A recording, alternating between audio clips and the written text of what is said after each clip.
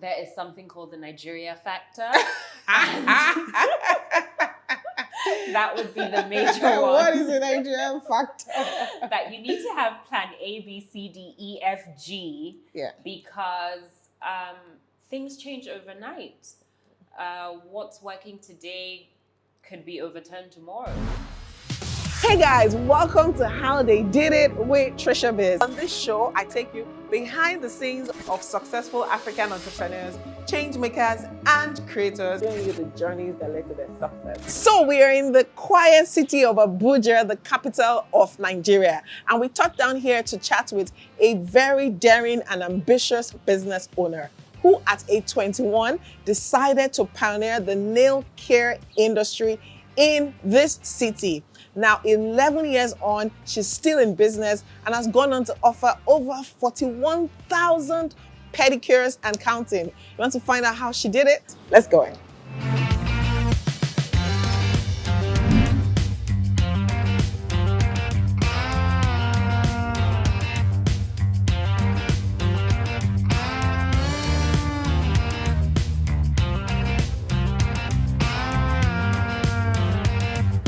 Guys, so I am here with Ameera.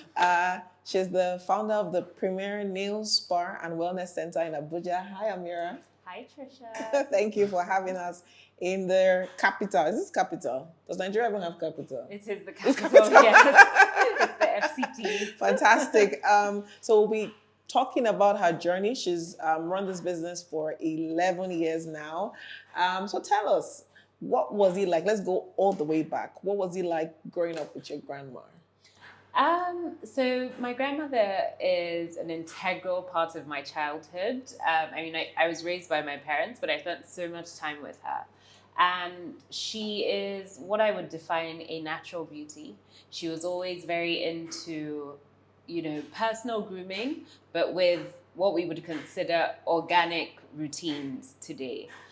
So she was big on her manshanu because she's Fulani. Okay. She was big on her henna to beautify her nails. So I always used to have that done when I was younger. And I think it's safe to say that's where my interest in nail care stemmed from, because I was always interested to see other ways in which, your hands and feet can be beautified. Beautiful. Yeah. Fantastic. So do you think that outside of your grandma, was there anybody in your family growing up that kind of maybe influenced you to turn to business? Absolutely. My father was a renowned international business executive. He was very well known for being the first in many things. Okay. And I feel like I've sort of towed the same path, with Nail Bar being the first nail spa in the FCT. Okay. My mother also is a lawyer, but she also had a very entrepreneurial streak. And she was also very fashion forward. So even in terms of like the nail care, she always had red nails on. So you'll find me with red nail polish on in pictures as young as 3 years old. Yeah. Okay. Yeah. So fast forward, you go through different schools. So I was reading, and I'm like, she must have schooled in a million places. From Lagos to London and back, and then what was that for you, going through different cities? It was very interesting. Like I said, both my parents were, very enterprising, very adventurous. So we lived in many different cities. So I've experienced education in Lagos, in Kaduna, as you said, in England for the most part. But I think what that did was just open me up to different cultures, different perspectives. And it's helped me fuse a bit of everything I've experienced from the varying cultures to create what is my own unique style. Okay, so when you had your degree, did you think that this is where you'd be after that? That's a very interesting question, because halfway through my degree, I knew that this was what I wanted to do. So I was in my first year of studying politics and international relations. And I remember calling my mum up and being like, Mom, can I switch to this other college that does beauty? And she was like, you're studying politics and international relations. You want to leave that so you can be scrubbing toes. I don't really understand. You know, a typical African response. And she said, you know what, when you finish this, then you can go and do that. But I knew that I'd be exhausted by the time I was done with my degree. So I ended up doing a part-time course while I was studying for my degree. So by the time I'd actually graduated, I had already gotten my first qualification in the beauty space, as well as my degree. Amazing. So how did this idea come about? It's interesting. I had just come back. I was doing NYSC. And I was having a conversation with a group of my cousins, and we were just talking about the fact that there was no designated nail spa in the FCT.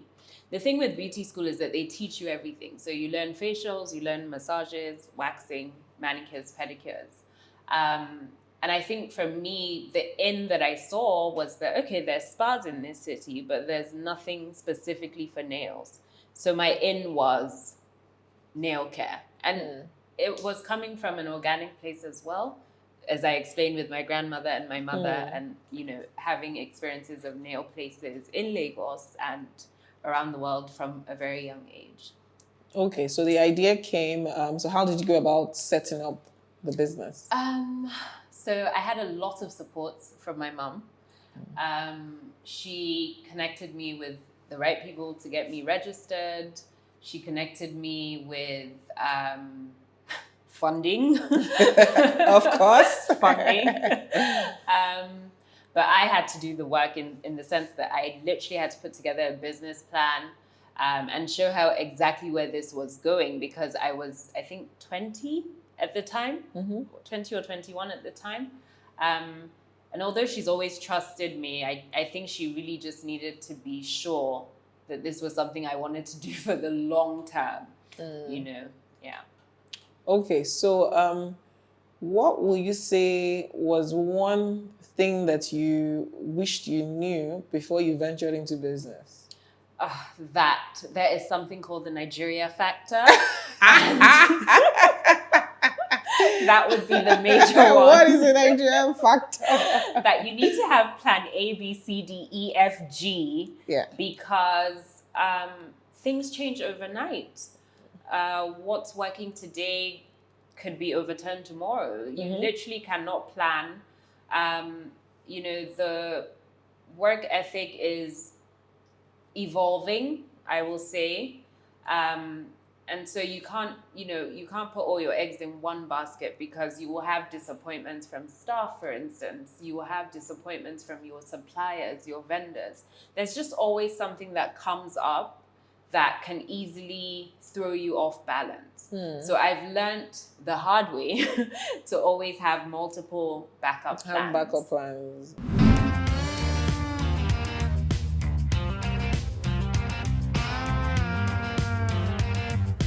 Fantastic. I think that's something that many business owners need to learn and understand, because you just wake up and the regulation has changed. And there was no warning, there was no notice, nothing, and you are left to figure it out. Absolutely. Right? Okay, so you start off this beautiful business, 21 years-ish, thereabout. How did you cope with managing staff and customers?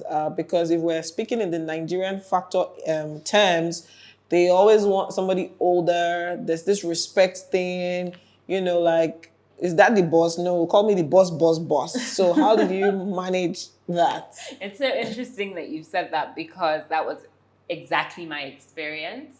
There were some people who would meet me for the first time and be in awe, like, wow, like, you're so young and you're doing this. This is, you know, commendable. And then there were other people that would just be like, who is this one? Like, you know, I was 21, but I think I looked like I was 12. So that didn't help either. There was also the issue with all of my staff being older than me. And of course, there's the age factor, the respect factor that comes with age. So even when things went left, just the way that I was raised, I couldn't bring myself to correct my staff. So I ended up with a lot of handwritten policies.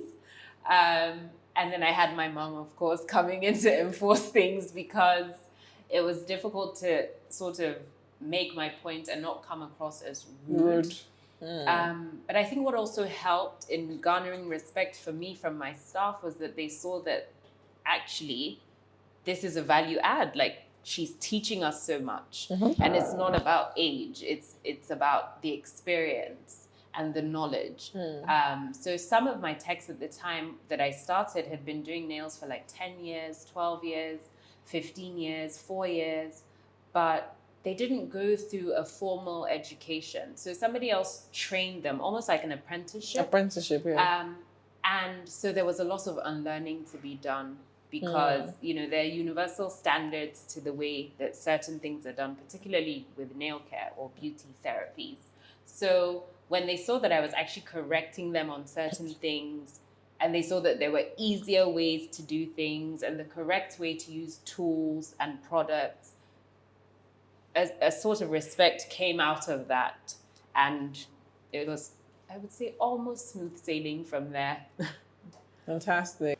Okay, so back then, 11 years ago, this industry was largely informal.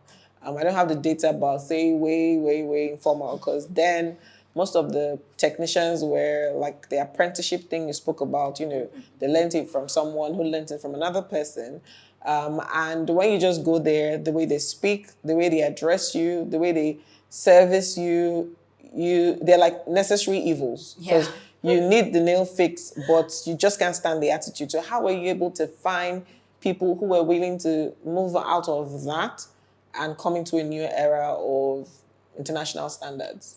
So when I started out, I actually didn't know that it was informal.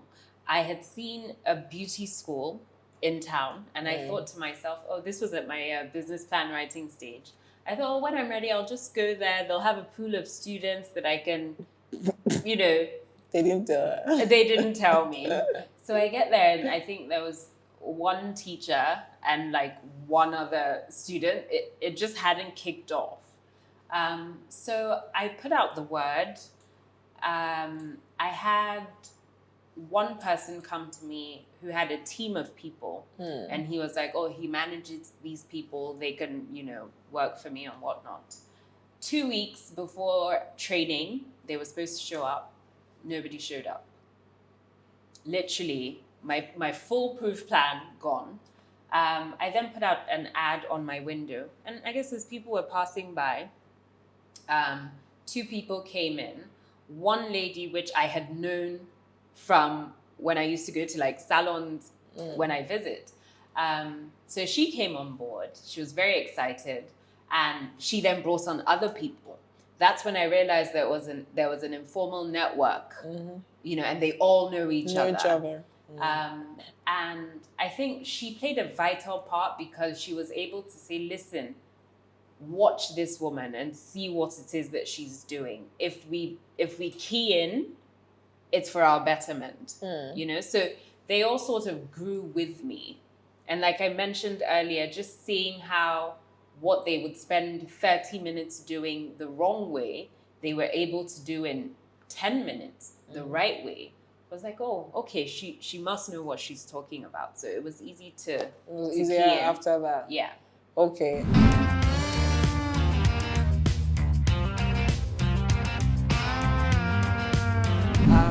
So what has been like the churn rate? Like, do they come, learn, then go set up theirs? Or how have you been able to manage people this last 11 years? No, for the most part, I found that just being able to add value has helped me with my staff retention. I've had staff that have been with me from the day I opened my doors. And they're still here? Yes. Wow. I've had, I think the youngest person here is probably 2 years. And most of them, anyone that's come and gone, nothing less than 5-6 years. Yeah. Oh, that's actually shocking. It is. In your industry, okay.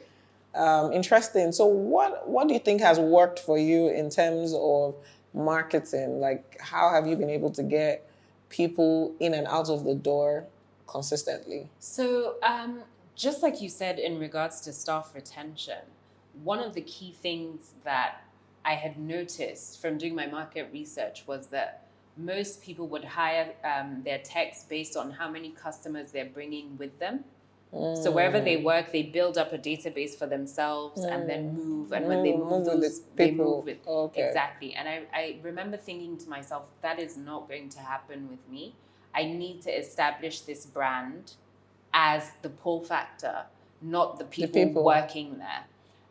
So it was very important for me from the get-go to have a narrative around my brand. I'm naturally very shy, very reserved, very private. I had no intentions of being the face of my brand, but I learned early on that personal branding was important as well. So positioning myself as the face of the business had me, in a position where people were connecting with me and my brand as opposed to the people who work there. So the trust is built based on Ameera, Abraham, and the nail bar, as opposed to Joe or John and Jane that work there. Great, and that's something that we talk about a lot, building a personal brand. But you have business owners saying, "Oh, I'm reserved, I'm shy." You heard her, she's reserved. But there's just this level of trust, knowing the person behind the brand, and then when you experience great service on top of that, it just keeps you coming for more. So over the years, like typically in your industry, after a few months or after a year, the growth strategy or the business model we see a lot is to open up more locations and more spas. But I see that you haven't gone in that route. You've actually gone in a different growth or model strategy. So do you want to share, why are you sticking to just staying in your space and doing your thing as against replicating across Nigeria? So it was important for me to, I started out very young.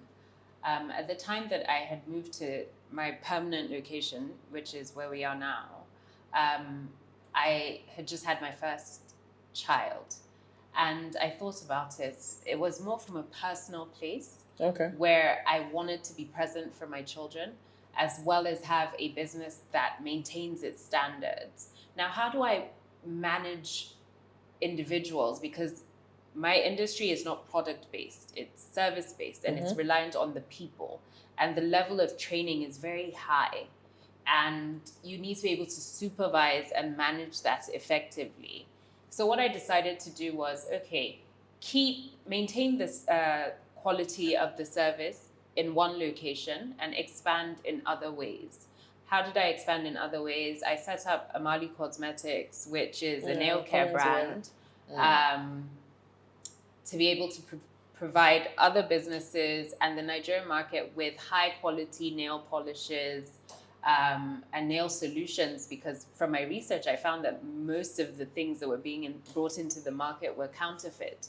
So people would use what they would think was OPI and end up with stained nails because it's a concoction of whatever.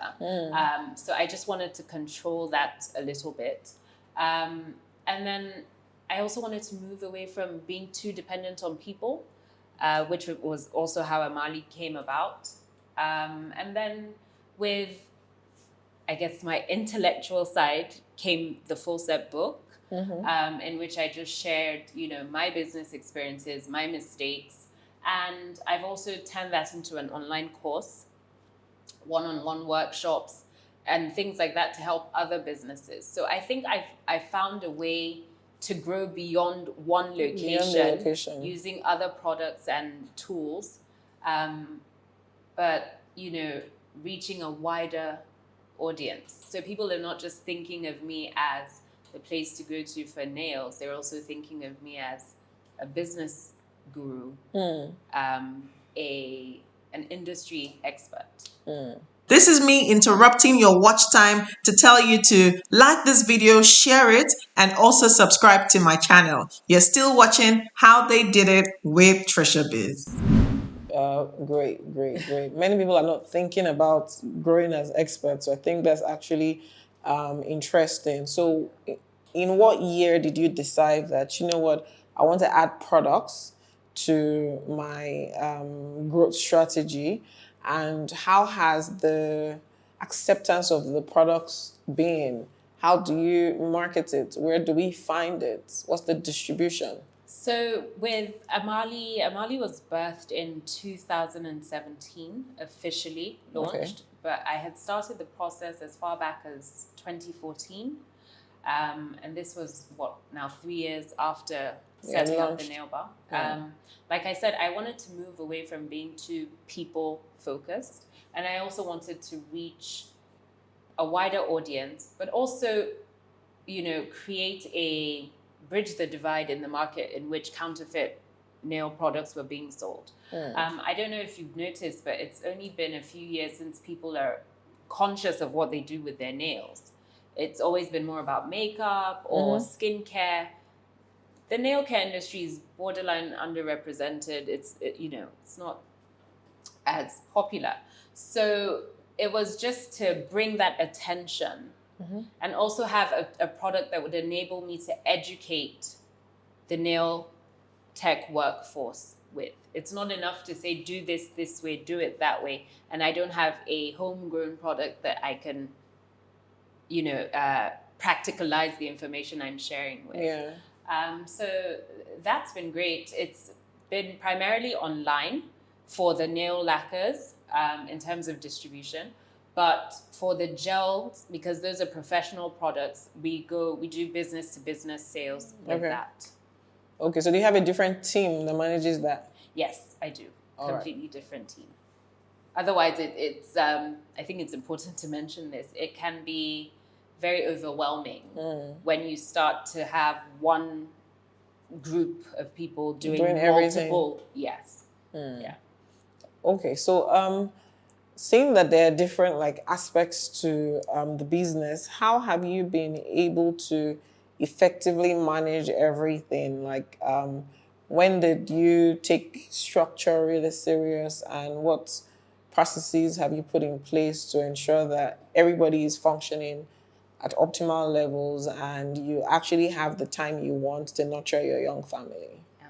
So as I mentioned at the very beginning, I had a handbook because of the age factor and not feeling bold enough, I guess, to correct my staff. I also felt like if they knew what they were signing up for, there would be no surprises down the line. So from the get-go, I always had a handbook, a staff handbook. I had a company policy. At the time, I didn't even know what they were called, right? But my mind just worked in that way. And I've always been a structure person. So I had that. And over the years, I've built up on that. And I have regular training sessions, regular meetings with my staff, particularly one-on-one, because sometimes I find that they sometimes feel embarrassed to say, I don't really understand in a group. Public, so I make sure I have that one-on-one time whenever I can, just to fully explain, cross the T's, dot the I's, and just have people be responsible for their own space. Technology has also helped a lot in terms of separating the businesses. So with Amali being online for the most part, the back end kind of does all the work for me. Everything is logged there. So it's a matter of accessing, compiling, and, building from that. And same with the full set book and the online courses as well. It's, a pre-recorded product. So it's there, you buy it, I see what's going on at the back end. It's all sorted. Exactly. So I've leveraged on those two things to sort of help make life a little bit easier for me. It doesn't reduce the workload per se, because I find that, working with the brain is a lot more tasking than just physical, because you're constantly having to strategize and look for, solutions. So, yeah. Okay.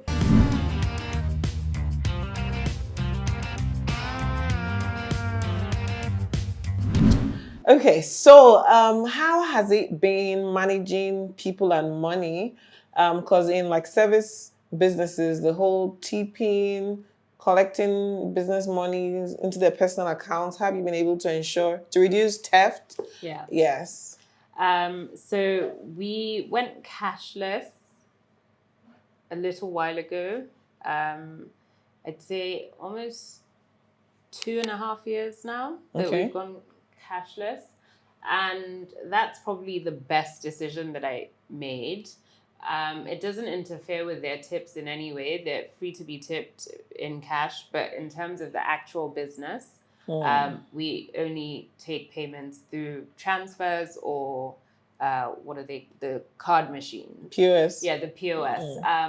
And then we also have an appointment system. So you book and then you pay in advance before you come in. So there's a lot of, it's stricter controls with In that place. method, yes. As opposed to when I was operating as a walk-in spa only.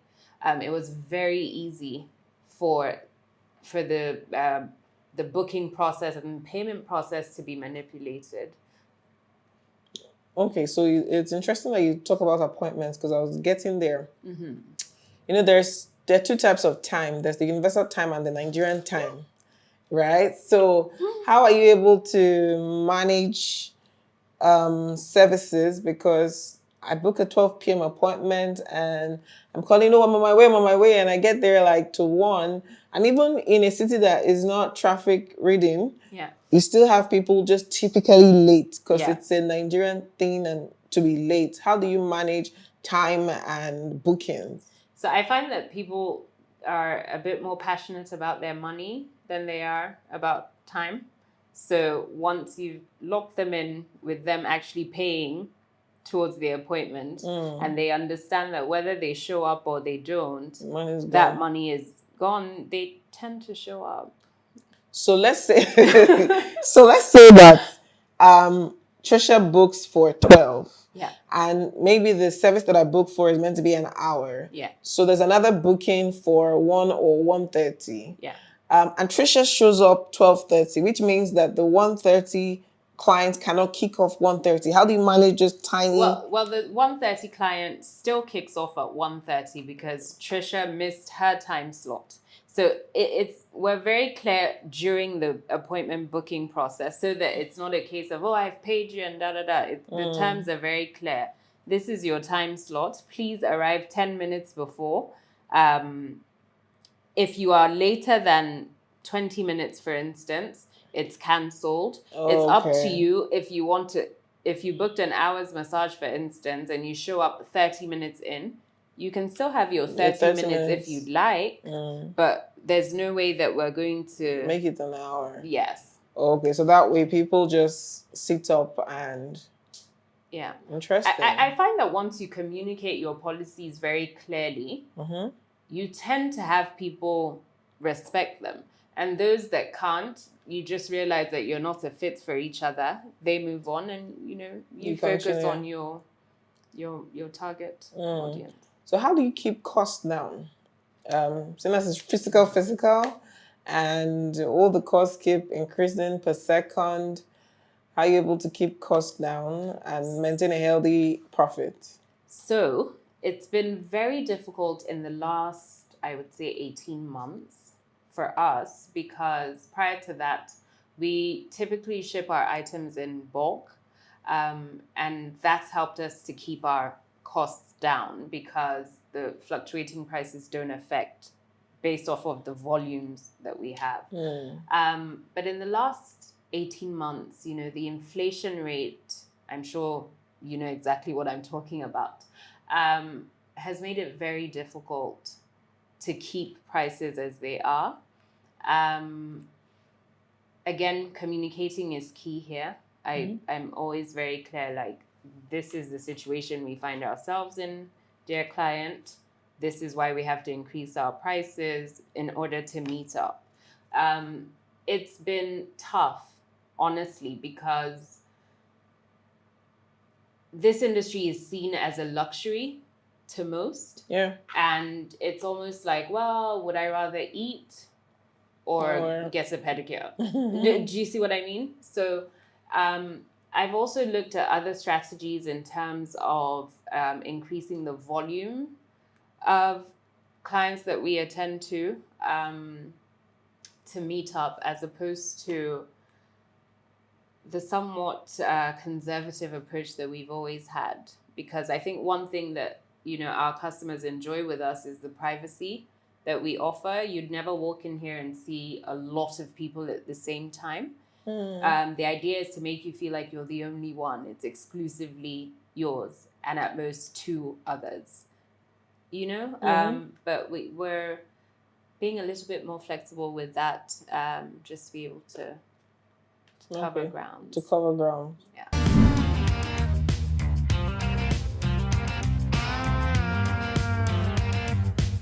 Okay, I'm going to put Ameera on the spot. Do you know how many pedicures your team has done in the last 11 years?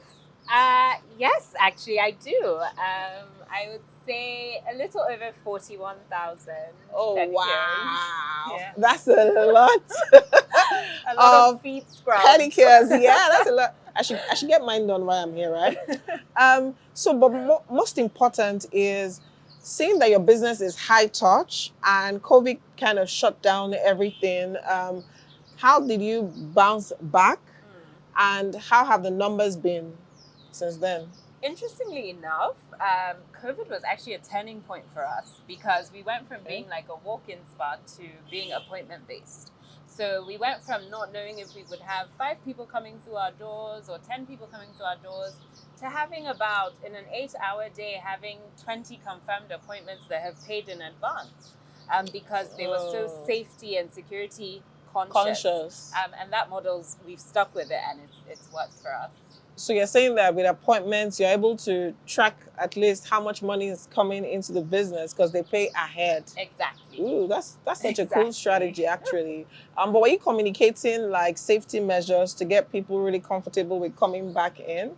Yes, I was actually part of a global roundtable of industry professionals from across the world, representing Africa. And we came up with the safety protocols together. So I was part of that process and I communicated it. And I think that actually helped place us in the position that we were. Interesting. Yeah. 41,000 pedicures. Awesome.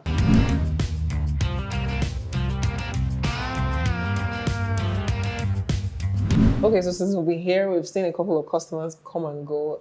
So what have you put in place to ensure that the standard of service is the same and you're able to keep customers coming again and again?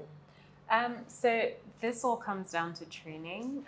We have specific services on the menu, and each member of staff is trained specifically on each service. Oh, okay. So we don't do it all? No, not everyone does. They all have their key strengths, and I try to leverage on that. So yeah, everyone gets trained on the specific service, not once, not twice, over and over again until they get it. And I think that's what, makes it very easy for people to have any member of staff attend to them. Okay, so the standard is the same. So what mistakes have you made in business and you would advise, upcoming business owners, especially beauty business owners, to avoid? First things first would be ignoring my gut instinct. Usually when something feels wrong, it actually is, or if it seems too good to be true, it's more than likely the case. I also find that with staff, it's important to have everything in writing. Okay, put everything in writing. Yes. Yeah. And in this part of the world, it's important to have guarantors as well. I made the mistake of having one guarantor. Now I've learned to have a guarantor for the guarantor and a guarantor for the other guarantor as well. So that's quite helpful. Okay. I think those would be my two main tips. Main tips. Okay. So if somebody wanted to get into the beauty business today, specifically, if I wanted to set up a spa, what is the first thing that I should look out for? Get an education in the field. Just set up shop. Okay. Actually go and get qualified first, because I think, there are just so many factors working against you in terms of setting up a business here that you shouldn't do yourself that disservice. Okay, get an education. I think we've gone beyond treating beauty and industry as informal. Yeah. So if you want to get into this, get an education. And luckily, the education is here. All right, so speaking about education, now I'm sure you're aware there's so many accredited beauty schools, right, across the globe that you can go to, but you also have a living embodiment of education, right? So let me grab her book. So she recently launched this book called The Full Set. It's a memoir on the intricacies of running a beauty business. So she has this, she has workshops, she has an online course that can just help you navigate this industry and even business as a whole, because the truth is business strategy works across industries, right? There's some things that's specific to the others, but generally business is business.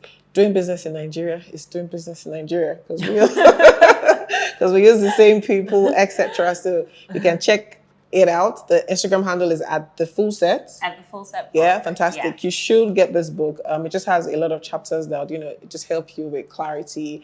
So it's been amazing chatting with you. Yeah, thank you so much. Thank you, Thank Ameera. you. I'll see you all on the next episode. It's been How They Did It with Tricia Biz. Ta-da!